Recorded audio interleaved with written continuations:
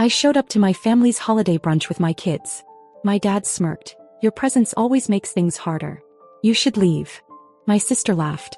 My kids asked, why didn't Grandpa want us? I just replied, let's go home. And we drove away. An hour later my mom called. Why is the bank card locked? We can't even pay the brunch tab.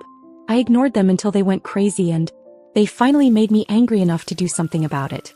Really do something. And when that switch flipped there was no going back. It wasn't just the brunch. It wasn't just one comment. It was years stacked on top of each other like a slow-building landslide. And that morning it finally collapsed. I used to think I had to keep the peace because I was the broken one. The single mom, the one whose husband traded in our family for a shiny new one across town. I thought being quiet meant being strong. That if I just swallowed the bitterness long enough, they'd eventually respect me again. I was wrong. The holiday brunch was supposed to be something nice. Something for the kids. I told them we were going to see Grandma and Grandpa, their aunts, everyone. They even helped pick out gifts. Little handmade things, drawings, a dollar store frame with a photo of all of us from 2 years ago. My daughter wanted to give it to my mom. When we walked in, the entire table went silent. My dad didn't even try to hide the smirk. Your presence always makes things harder. You should leave. Katie laughed like it was some dark inside joke. Amanda rolled her eyes, like she was already annoyed I hadn't stormed out yet. And my kids, they just froze, still holding their tiny gifts like they'd done something wrong. Then came the question. Why didn't Grandpa want us? It gutted me more than anything my parents had ever said. And they'd said a lot. But this was the moment I realized. They didn't care about my kids. Not really. They never did. I didn't say a word to them. I looked at my kids and said, let's go home. No tears. No begging. No scenes. Just silence. We got back in the car and while they played with their toys in the living room, I sat at the kitchen counter and opened the banking app.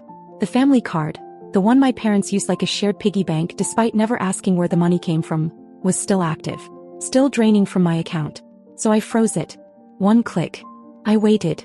About an hour later the first call came in. My mom. Then Katie. Then Amanda sent a half-panicked text to the family group chat. Why is the card not working? We can't pay for brunch. Are you home? Can you check it? Then came another one. Did you mess with the bank? Was there fraud? No, just me. No one asked if the kids were okay. No one asked why we left. Not even my mom, who always claimed she loved them so much. The only thing that seemed to matter was the bill. That was when I knew I'd been holding up a whole house of cards. And now I was ready to knock the rest of it down. The morning after brunch I woke up feeling lighter. Not happy, not yet, but clear. For the first time in years I wasn't pretending. I wasn't the peacekeeper, the apologizer, the invisible wallet they tapped whenever someone else in the family made a mess. I was just done. I made pancakes for the kids. They were quiet, still unsure if they'd done something wrong. I told them we'd have our own brunch next weekend. Just the three of us. Maybe we'd go to the zoo afterward. My daughter nodded. My son didn't say anything, just hugged me without asking. Then the phone rang. Katie. No apology. No explanation. No mention of what happened at brunch. Hey, so the rent's due today and Mom said you might be able to send it since their card's frozen for some reason. That was it. Like she was ordering takeout. I didn't even argue. I just ended the call. Nothing more to say. Katie's been living in that downtown apartment for 2 years. It's too expensive and she's been late on rent more times than I can count. Every time she ran to Mom, who then quietly texted me for a little help. I said yes every time. I justified it. Told myself Katie was younger, figuring things out, and that I was just being supportive. But what I really was stupid. I gave because I thought if I kept giving they'd eventually respect me. Maybe even love my kids the way they deserved. That if I just filled every gap, they'd see me as something more than the family embarrassment. The single mom. The one who got left. That fantasy died yesterday. 2 hours later my mom called. This time her voice was soft, concerned. The tone she used when she was about to manipulate me. She asked if everything was alright, if I'd meant to accidentally freeze the card. Said Katie was in a tough spot, and it'd mean a lot if I could cover her rent just this once. I asked her why she didn't mention what Dad said to me. Or the fact that the kids heard it. She paused. Then changed the subject. He didn't care. Not really. I told her I wouldn't be sending anything. She started to say something else, but I hung up. I sat there after the call, not crying, not angry anymore. Just stunned at how transactional our whole relationship had become. And then Amanda texted me. She said she wasn't taking sides, but that freezing the card made the whole brunch awkward, and I could have just talked to them instead of making a scene. She actually used those words, like I threw a tantrum instead of quietly walking out with 2 confused, humiliated kids. The one who borrowed $1,800 last spring for urgent car repairs, and swore she'd pay it back after her promotion. The one who went on vacation a month later and never mentioned the money again. I let it go. Told myself she had a new job, a lot going on, that she'd pay it when she could. Now I looked at that silence differently. They all assumed I'd just swallow the disrespect again and again because I always had. But now I wanted that money back. I wasn't going to ask nicely. I was going to take it. And I knew exactly how. It wasn't about the money. It was about drawing the line. The one they'd never seen before because I'd never had the guts to draw it. Not until now. Amanda hadn't spoken a word to me since the brunch. Not a call, not a text about the kids, nothing. Then 2 days later, out of nowhere, she sends me a picture of her new shoes. "Thought of you," she wrote. I stared at the screen for a long second. Designer shoes. The kind she used to say were too bougie unless she was being treated. She had definitely treated herself this time. I scrolled up in our thread until I hit that one message from months ago. The one where she promised she'd return the $1-800 she borrowed. She had called crying that day, said her car wouldn't start and the mechanic said the whole electrical system needed replacing. She didn't want to tell mom or dad because they were already stressed about Katie's money problems. She promised she'd pay me back after her promotion. He even sent me a heart emoji. That was in April. I let it go. For months. Never brought it up. Because we were family and I didn't want to be that person. But I was already done with being that person. So I opened my bank app and sent a formal request for $1-800. No message, no explanation. Just the number and the due date. Today. 5 minutes later she messaged me. "Are you kidding right now?" Not, "Sorry I forgot." Not, "Can we talk?" Just outrage that I'd finally drawn a line. I didn't answer. I didn't have to. I had already made other plans. I called the travel agent I used to work with years ago and asked if there were any last-minute deals for a beach resort. Nothing huge, just somewhere warm with a pool and space for the kids to breathe. She found one. A cozy cabin suite at a family-friendly place with a kids' activity center, dolphin tours, the works. Cost me $1,682. And I paid for it with Amanda's money the minute she finally sent it. No thank you, of course. No apology. Just a cold transfer like she was settling a business debt. Maybe she was. Because I was done pretending we were anything more than that. That night, while packing my kids' bags, I realized something. I hadn't felt this excited in years. It was our first real vacation. No guilt, no awkward family texts, no tense silences. Just me and the two people who never made me feel like I wasn't enough. I didn't post anything on social media. Didn't tell anyone. I wanted them to find out the same way I had to find out they never really saw me as one of them. Slowly, painfully, with no warning. Let them sit there wondering why I wasn't responding to their passive-aggressive texts. Let them guess where we were while they scrambled to figure out who was going to pay Katie's rent next month. Or why mom couldn't order groceries with the family card. I wasn't their crutch anymore. I wasn't their secret donor. I was gone. And every time I zipped up a suitcase I reminded myself. This isn't revenge. This is repair. Here's part 4 of Megan's story with a new layer of tension and an unexpected twist. Part 4. The photos they weren't supposed to see. The morning of the trip, I woke up before the kids and just sat on the edge of the bed staring at the suitcase. I still couldn't believe I'd actually done it. Booked a vacation, cut the financial leash, taken back my peace. It felt surreal, like I was borrowing someone else's life for a few days. I left my phone on silent, stuffed in my bag. Whatever drama they were cooking up back home could wait. We landed just after noon. Warm air, palm trees, the sound of waves instead of tension. The kids ran straight to the beach like they'd been waiting their whole lives. I took a picture of them standing in the surf and smiled, really smiled for the first time in what felt like forever. Later that night, after the kids were asleep, I gave in and checked my phone. A dozen missed calls, mostly from mom and Amanda. One voicemail from Katie, crying about an eviction notice. I didn't listen to it. I opened Instagram instead. I had posted one photo. Just one. A sunset, no faces, no tags. Just a quiet flex that I was somewhere better. But that was enough. Amanda had commented under it. Wow. Must be nice to use family money for personal vacations. That was unexpected. First, she had the nerve to post it publicly. Second, she still believed the money I used was hers, like I had somehow stolen from the family pot. I hadn't even responded when she sent me the money. She knew it was for the debt she owed. And now she was twisting it like I was the one taking advantage. I didn't reply. But I didn't need to. The next morning, something happened I didn't plan. My grandfather called. He never calls. Ever. He usually just shows up during holidays, sits quietly in the corner and watches the chaos unfold. He's the only one who's ever spoken kindly to me without strings attached. When I answered, he just said, "I saw the photo." I'm glad you finally left. I didn't know what to say. He told me he was coming into town next week and wanted to take the kids out. No big family dinner, just him, me, and them. Said he had something he wanted to discuss in person. Then he added, your mother isn't going to like it, but that's never stopped me before. That was it. He hung up. I sat there staring at the phone trying to figure out what that meant. My grandfather didn't do drama. He didn't do sides. But something had shifted. And if he was taking a stand, it meant more was coming. I looked out at the beach and thought maybe this trip was more than just a break. Maybe it was the beginning of the real fallout. And for once I wasn't scared of it. We came home from the trip late Sunday night, sunburned, sandy, and glowing. The kids passed out in the back seat before we even made it onto our street. I didn't wake them. Just carried each of them inside, tucked them in, then stood for a moment in the hallway, listening to their quiet breathing. It was the first time I didn't come home dreading what was waiting for me. I turned on my phone and it lit up like a dying firework. 23 messages. 8 missed calls. 2 voicemails. My mother had left a long, drawn-out message that started sweet and ended bitter. Amanda had sent a string of texts alternating between pretending nothing had happened and accusing me of ruining the dynamic of the family.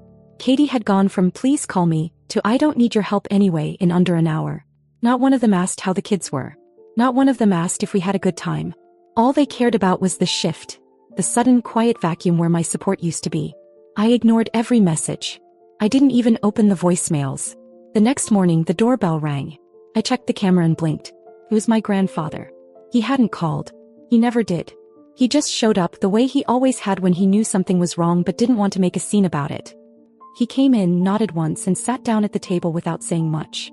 I made us coffee. The kids were still sleeping, and for once the house felt like a place he could breathe to. I heard about the brunch, he said. That was all he said about it. No lecture, no advice. Just acknowledgement.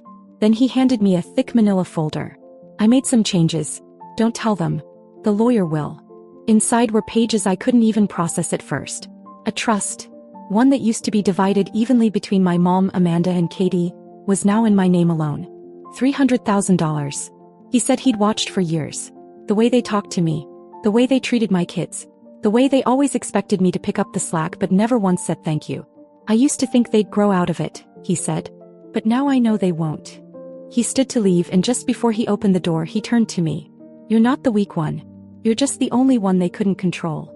3 days later they found out. Amanda was the first to try a soft approach. She sent a message asking if I wanted to grab lunch. Just the two of us, no drama. I didn't reply. Katie left a voice memo, sniffling, talking about how stressed she'd been lately and how she missed having her big sister to talk to. I blocked her. My mom sent a picture of my kids when they were toddlers. Then wrote, let's put the past behind us. I'd love to take them out for ice cream. I didn't respond. Because it wasn't about reconciliation. It wasn't about love. It was about proximity to the money. They didn't feel sorry for what they'd done. They were sorry for what they might lose. And by the time they realized the door was closed, they were already on the outside. This wasn't revenge. I didn't gloat. I didn't announce anything. I just kept living. And that was the part they never expected. Because when someone stops trying to be accepted, there's nothing left for you to take from them. Next, and add little intrigue. ChatGPT. Here's part 6, the final part of Megan's story with a layer of intrigue to close the arc. Part 6, they thought they'd wait me out. By the following week, the silence from me must have started to feel threatening to them. That's when the rumors started. Amanda told someone, maybe her boyfriend's sister, maybe someone at her job, that I had manipulated our grandfather. That I must have talked him into changing everything while he was in a fragile state. She even hinted that I might have forged something. I found out from a friend of a friend. They didn't know Amanda was talking about me until they connected a few dots. When they told me, I just laughed. Amanda had always been a bad liar, and worse at hiding her fear when she felt power slipping away. Katie followed up a day later with a long message about family being forever, and how holding grudges doesn't heal wounds. She said she was willing to talk if I was ready to come back to the table. Back to the table. Like I'd somehow gotten up and stormed away for no reason. Like I was the one who broke something. Then came the letter. A real letter. From my mother. Folded neatly, mailed to my house, written in careful script like she was applying for forgiveness on paper. She wrote that she was disappointed in how things had turned out, that she hoped I knew none of it was personal, and that she'd like to have a private meeting with me to discuss the future of the family. I didn't respond. Not because I was angry, but because there was nothing to discuss. That week I met with the lawyer my grandfather had recommended. We finalized the trust paperwork, adjusted some things, and he told me quietly that my grandfather had also named me the sole medical proxy for any future care decisions. Felt heavy. Not like a victory. More like someone finally handing me the keys to a house no one else knew how to care for. Before I left, the lawyer asked if I wanted to leave a statement for the family for when the rest of the estate was read someday. I thought about it, and I wrote something simple. I didn't leave the family. I just stopped standing where I wasn't welcome. A week later, my grandfather invited me and the kids to dinner. No one else was there. Just us. After dessert, he handed each of them a small box. Inside were gold coins he had collected over the years. Real ones. He said they were his way of saying, "Start your own stories." That's the moment I realized. This wasn't the end of the story. It was the beginning of one I finally got to write on my own terms. They'll keep talking, spinning new angles, waiting for me to come crawling back. But I never left broken. I left awake. The first update. It's been 3 weeks since I walked away from them. Really walked away, not just physically but from that desperate, aching need to be accepted by people who never planned to offer anything close to love.